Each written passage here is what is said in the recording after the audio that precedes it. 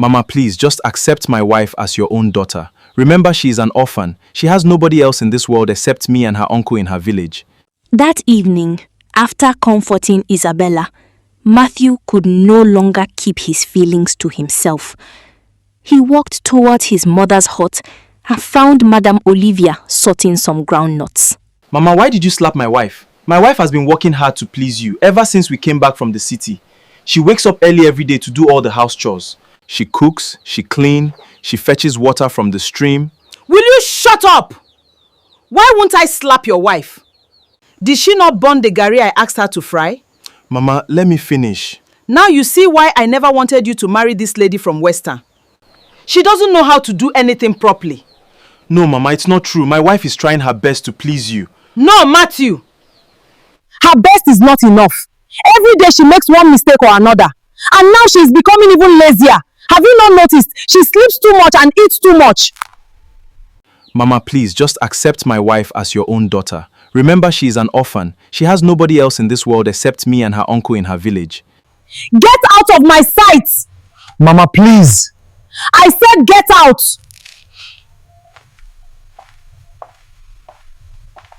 Her voice echoed through the compound. Matthew realized there was no point arguing further. Sadly, he turned around and walked away. He entered the hut where Isabella was resting. The moment she saw his face, she knew what had happened. Matthew sat beside her and gently held her shoulders. You look beautiful. Thank you, my love. I love you. I love you too. Do not worry. One day, Mama's heart will change. The next morning, Isabella was still asleep around 9 o'clock. Madame Olivia was furious. She stormed into the room where Isabella was sleeping. Without warning, she poured a bowl of water on her. You lazy girl! Wake up! Good morning, Mama. What is good about this morning? The last time I checked, I do not have a daughter, so stop calling me Mama. I am sorry. These days you sleep too much. You are always tired. What is wrong with you? Before Isabella could answer, a sudden wave of nausea hit her. She quickly covered her mouth and rushed outside. A few seconds later, she bent over and vomited. Madame Olivia followed her outside. She watched silently as Isabella continued throwing up. A strange look appeared on her face. The anger slowly disappeared from her eyes. For a moment, she simply stared. Then her eyes widened.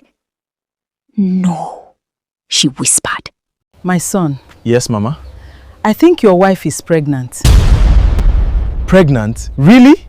Yes. So even in your condition, you were still able to score a goal? Mama, for 4 months now, I have not touched my wife. Madame Olivia stood silently as Isabella finished vomiting. A strange feeling came over her. She carefully observed Isabella's face and the way she looked weak and exhausted. Then, without saying a word, she turned and walked away. A few moments later, she found Matthew sitting inside the hut. My son. Yes, Mama? I think your wife is pregnant. Pregnant? Really? Yes. From the signs she is showing and the way she suddenly ran outside to vomit, I strongly believe she is carrying a child. For a moment, Matthew was speechless. Then a smile slowly appeared on his face. But before he could celebrate, Madame Olivia added jokingly, So even in your condition, you were still able to score a goal? Mama, for 4 months now, I have not touched my wife. What do you mean? The last time Isabella and I were together as husband and wife was shortly after our wedding. After I became sick and underwent surgery, the doctor warned me not to resume bedroom activities until 6 months had passed.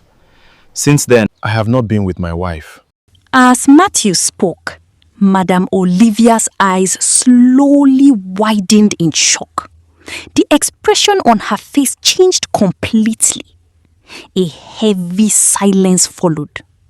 Then, she asked in a low voice, If what you are saying is true, then who is responsible for your wife's pregnancy? I don't know, Mama. Madame Olivia stood up immediately. Her mind was racing. The excitement she had felt moments ago suddenly disappeared. She looked toward the direction where Isabella had gone. Then she turned back to her son. Tomorrow morning, we are going to the village clinic. The clinic, why? We must confirm whether she is truly pregnant, and we must know exactly how old pregnancy is. If the pregnancy is 4 months old or more, then the child belongs to you. But if the pregnancy is less than 4 months old, then you are not the father of that child.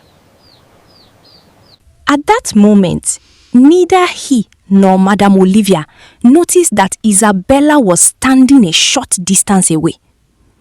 She had returned after washing her face, and she had heard every single word. Fear gripped her heart. The secret she had buried deep inside her soul was suddenly threatening to come to light. Isabella stood quietly beside the hut, her heart pounding with fear. She could barely breathe.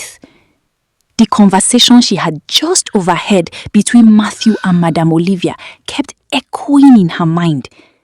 Slowly, she placed her hand on her stomach. Tears filled her eyes. Oh God, please have mercy on me. Oh God. What if Mama is right? What if I am truly pregnant? For weeks, she had ignored the signs. The constant tiredness, the unusual hunger, the long hours of sleep, the morning sickness. But now, everything seemed to point to one possibility.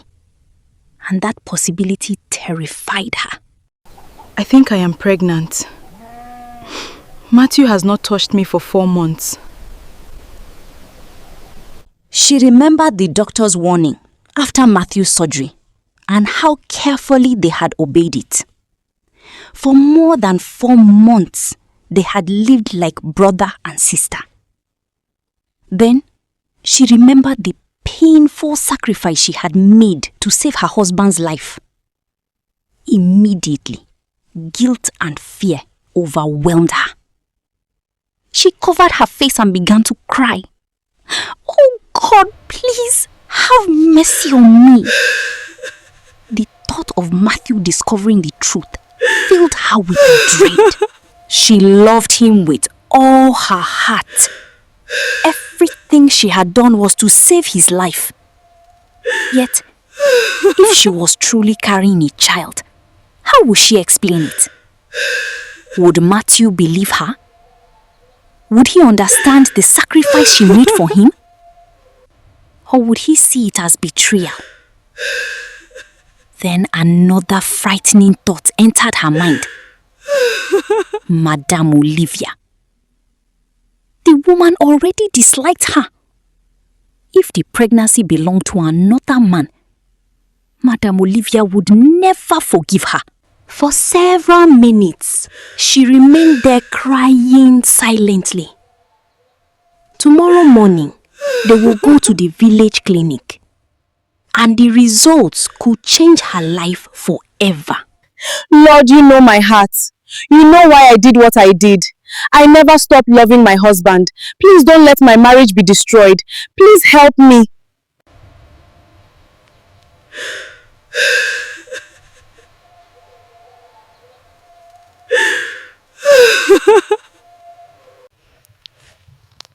Mr. Robert, I'm pregnant for you.